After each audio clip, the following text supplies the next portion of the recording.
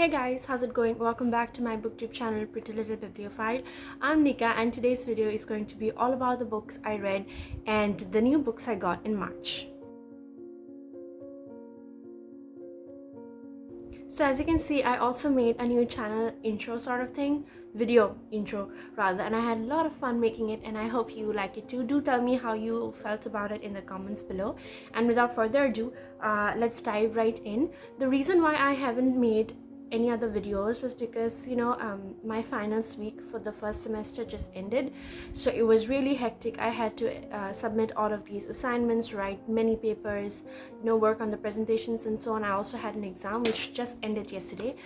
Today is the first day of my holiday, you could say a mini holiday, so I'm back to filming more videos. And yeah, without further ado, let me now talk about all the books that I read in March.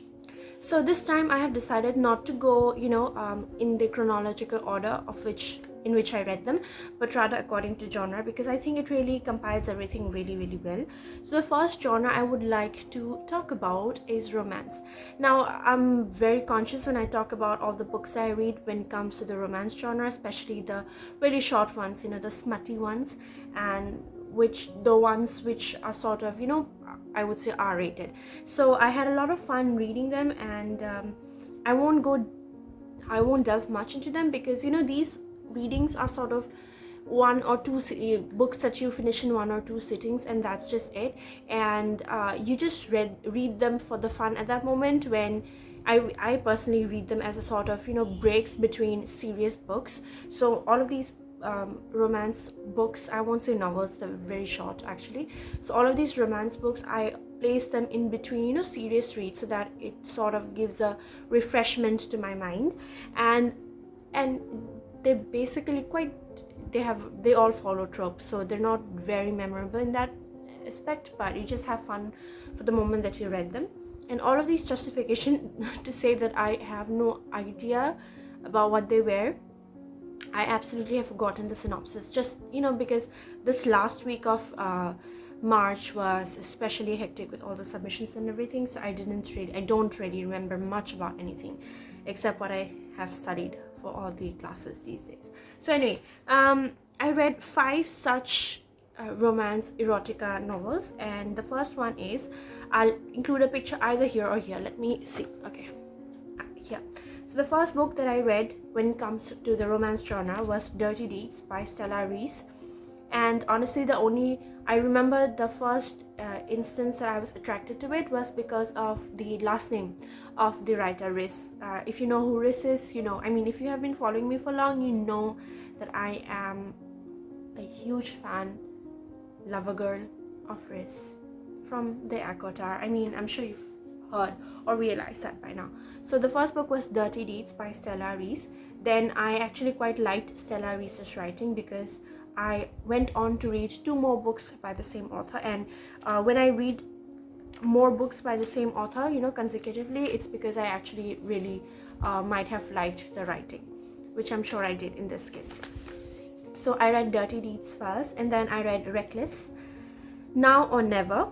And those were the 3 Stella Reese books that I read, and I think they were quite fun. I think I rated them somewhere between 2 to 3.5 stars on Goodreads, so you can definitely check out. I'll also include my profile link, Goodreads profile link down below, so that you can check out all the books that I've read and so on. Then I also read Dr. Daddy. These the names are really funny. So I read Dr. Daddy by Sophia T. Summers, which I'm not sure I really liked, because I remember rating this just 1.5 or 2 stars. The only thing on Goodreads, the problematic thing is that you can't rate the half stars or even 7.5, so I think that's a big problem. The last book that I read in March was The Daredevil's Baby by Layla Valentine, and this book was actually quite weird. I don't think I really like that, especially with the guy and everything. I don't know, but I do have to say that The Daredevil's Baby was a huge development over the other books, because this one was a much more mature read, I think, in the sense that it delved a lot more into the characters, their psyches, their experiences, and their growth as individuals, apart from, you know, all the lovey-dovey things, obviously. So those were all the 5 romance books I read in March. And if you're looking for some quick romance reads, you can definitely check these out. I also have a shelf on Goodreads which is specially named adult romances, so you can definitely check those out. It contains a healthy mixture of these sort of, you know, sweet I was about to say short and quick. Wow. Alright, so I have that shelf on Goodreads, which is a collection of both these, you know, short smutty romances as well as other like novel length romances like The Kiss Quotient, all of that. Then the next 2 books I'm going to talk about are actually the books which I was unable to finish in March, so they are carryovers into April. The first one is Blood and Honey, which is the sequel to Serpent and Dove, and this duology is by Shelby Maroon. I think this is going to be a trilogy, I think, and basically this is a romance story, fantasy romance story. We have 2 characters. The girl, she's a witch, and the boy, he is a witch hunter. Due to certain circumstances, they are forced to marry each other, so it's a, you know, enemies to lovers, marriage of convenience trope, which I really like. And it also has elements of fantasy, obviously, because she's a witch, and there is this whole, how do I say this, drama that unravels, and it's quite fun. However, I was not able to finish it, I think because of various you know, assignment pressure that I was suffering from, and so I wasn't able to manage the time to actually read it. And I think once there is a break in fantasy, you really need to be in the correct mindset to get back into it. That is the scene with myself, really. So I'll obviously, now that I finished my exam yesterday, I picked up another book today, but I'll definitely be picking up and resuming with this book very, very soon. And the other book that I was unable to finish in March was this, I Am Heathcliff, which is a collection of stories inspired from Wuthering Heights. This has been, you know, curated by Kate Moss, and I really am loving all the different stories. I won't say loving all of them, but they're all very diverse, and, you know, reading them, I could have never thought that people were inspired to write these stories. I mean, they're so innovative, so out of the box, really, that they are really good. I am personally loving this book.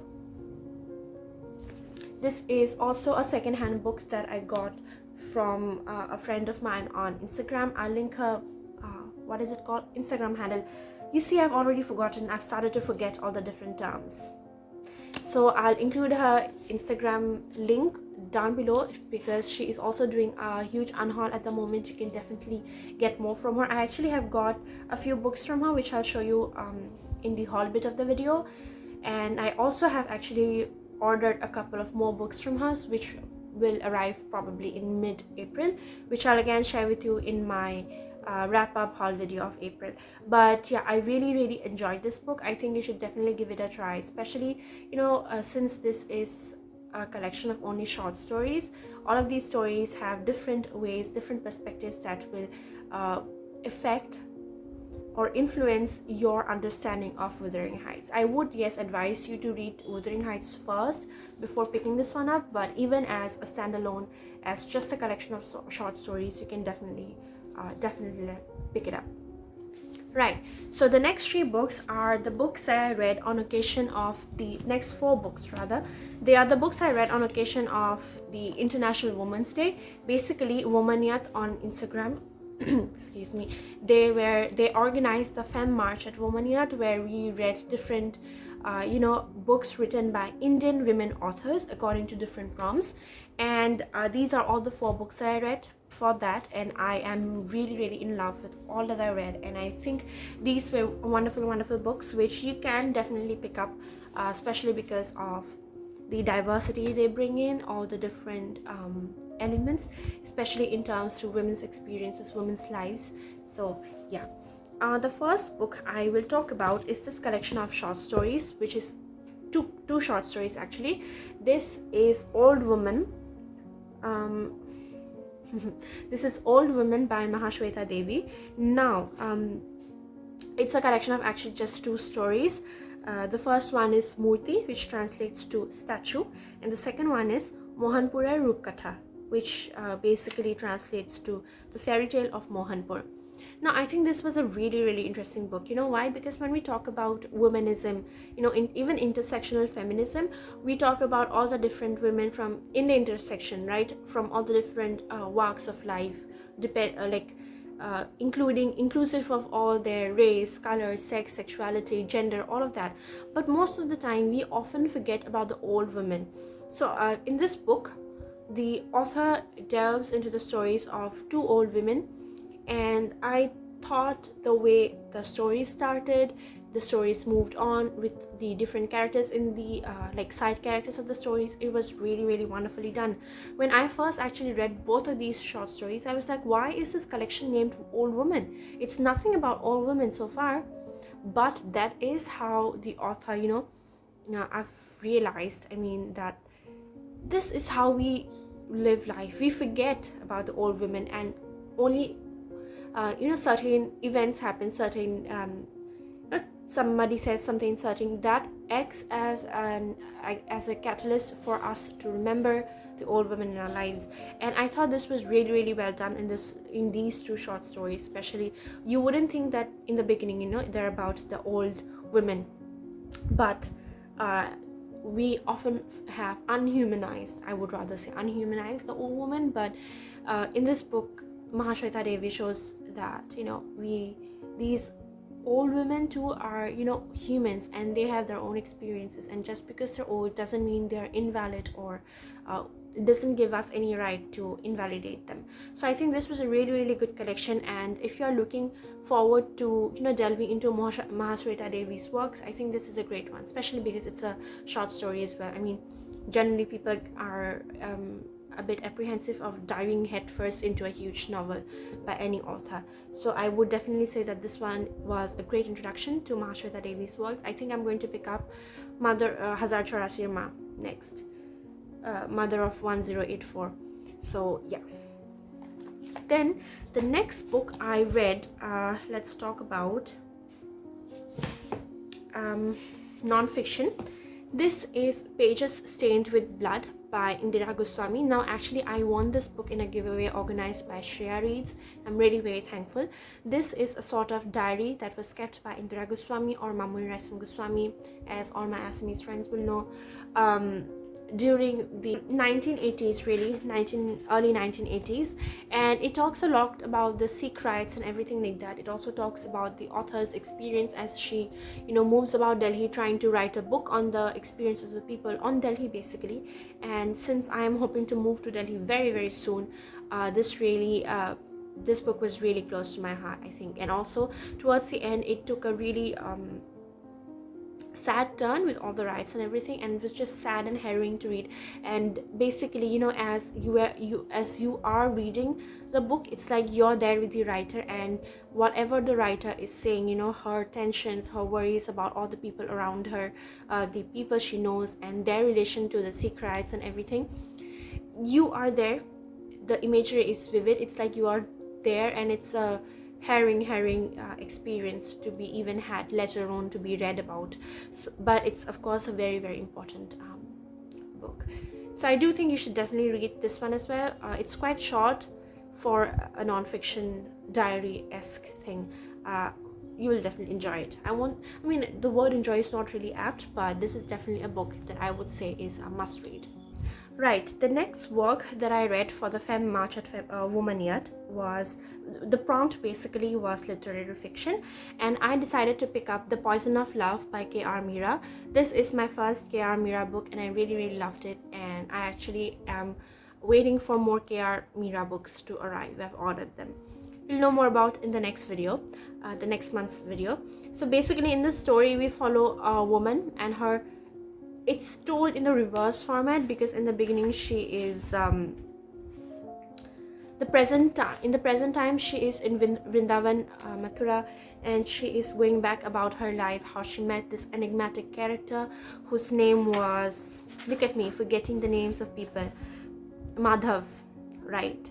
Madhav and his love for her and her love for him, how it was twisted. And I don't know how to explain this book, really. It was a really, really good book. I won't deny that it isn't, but it's full of imagery. It's full of, yes, imagery too, and a lot of symbolism with the snakes, ants, and death as a whole. So I think it's the kind of book that you won't really get. Perhaps not many will get this on the first read.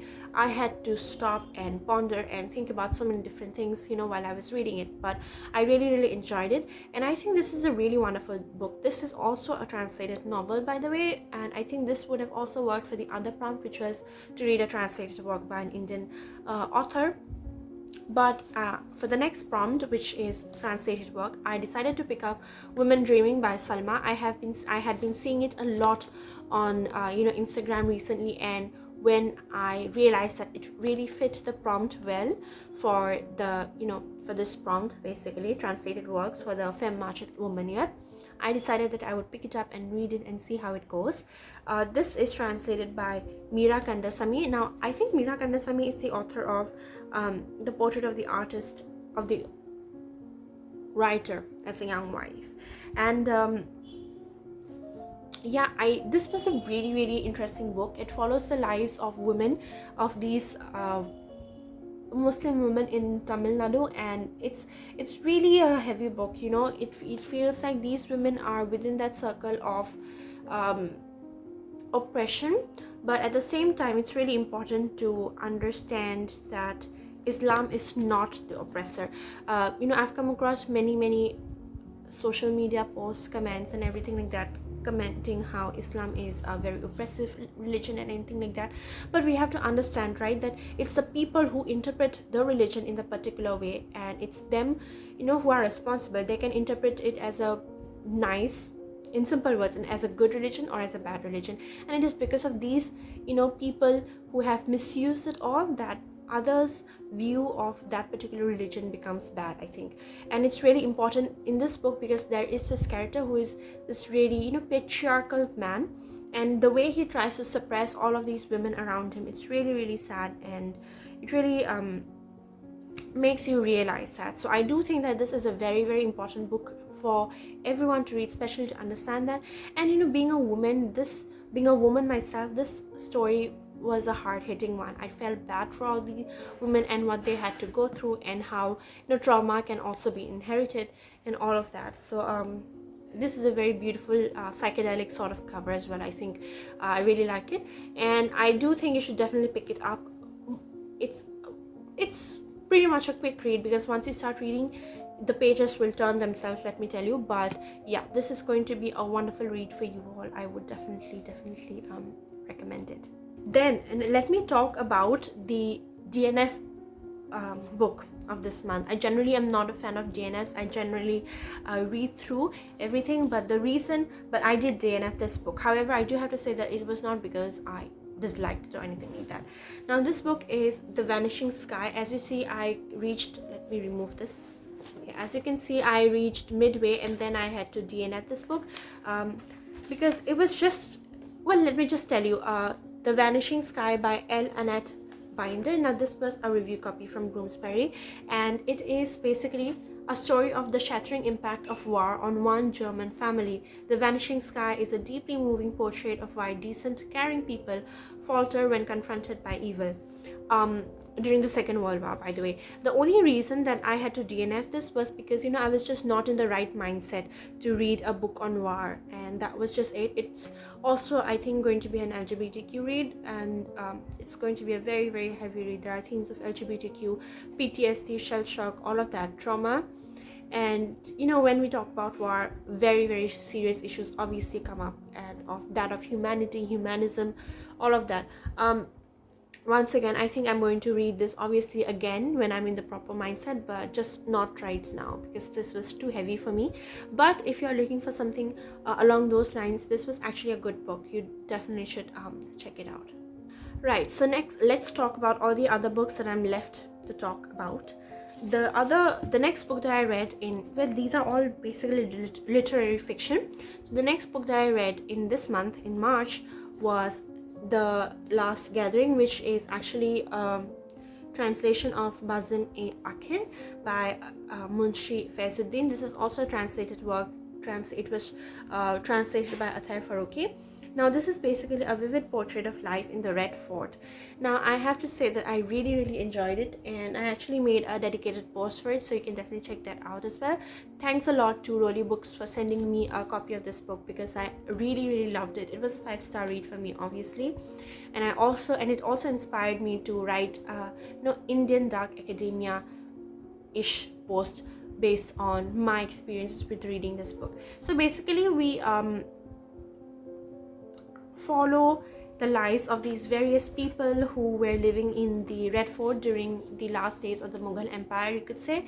There is also, basically it was written by Munshi Faizuddin. He was a court member, and so his experiences or his words are very legit, because he literally saw them happen in front of them. However, my only complaint was that I wish there were more bits about the woman's life, the woman's harem, but then again, this was a male writer and he was obviously not granted access to the women's parts of the Red Fort, obviously. But I really love this book, and I do have to say that if you are looking for something of Mughal era Delhi, sort of, that will induce nostalgia in you, even if you haven't personally obviously experienced any of that, this is the book for you. And if you read this book, let me just give you another recommendation. If you read this book, then you also definitely need to read City of My Heart by Rana Safvi.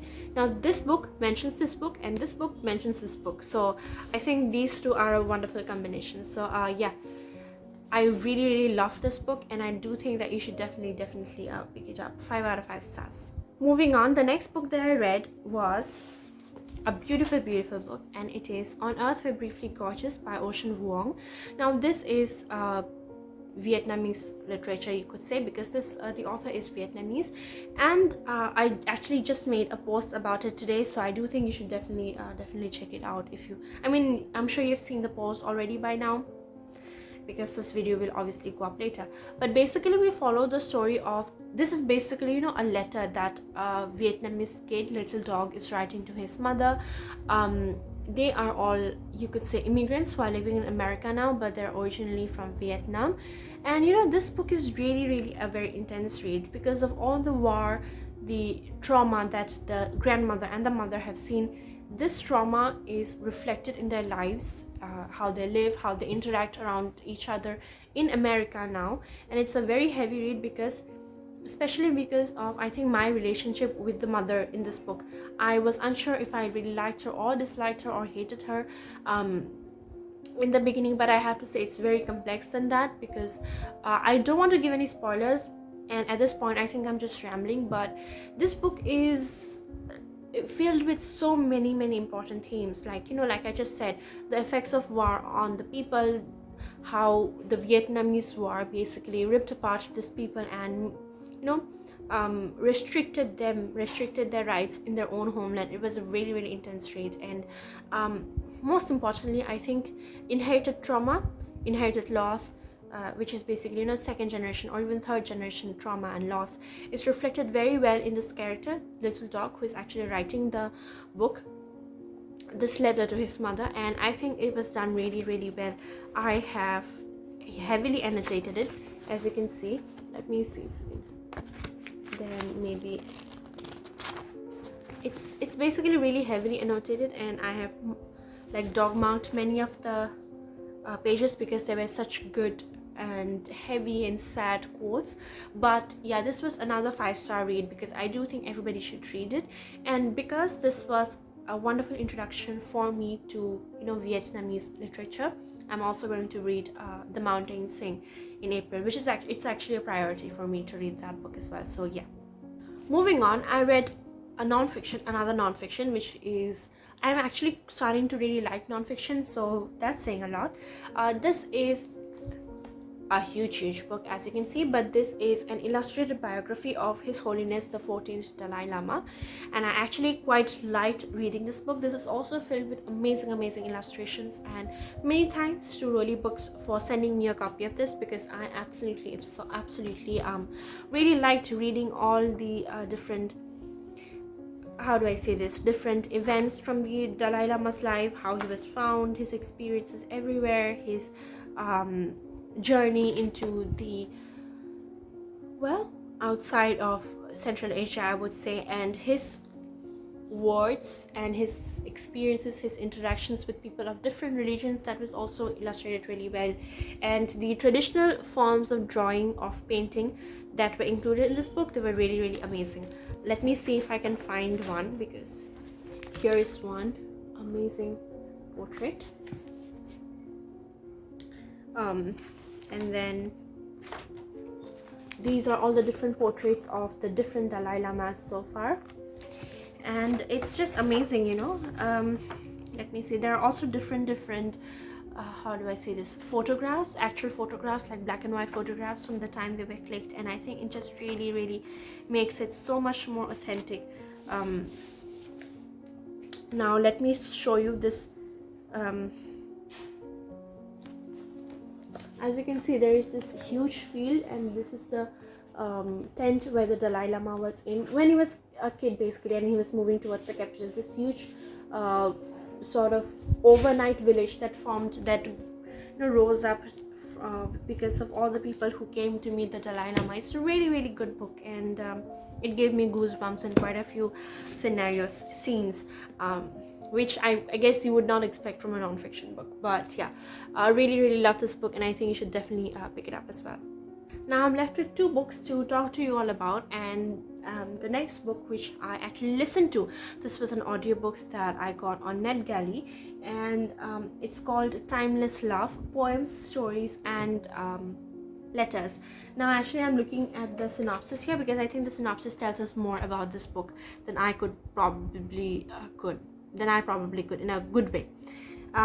Basically, it's the title of this collection is Timeless Love: Poems, Stories and Letters by William Shakespeare, John Keats, Edith Wharton.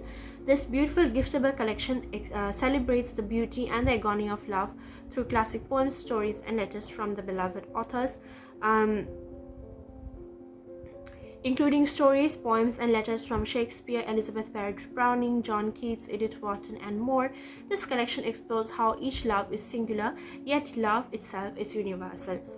Hand-selected and presented in a lovely gift-worthy package, Timeless Love will make a romantic, thoughtful gift for the reader in your life, or the perfect addition to a collector's shelf. Now this is also the other book which I'll be continuing on to April. I forgot to mention that when I was talking about the 2 others.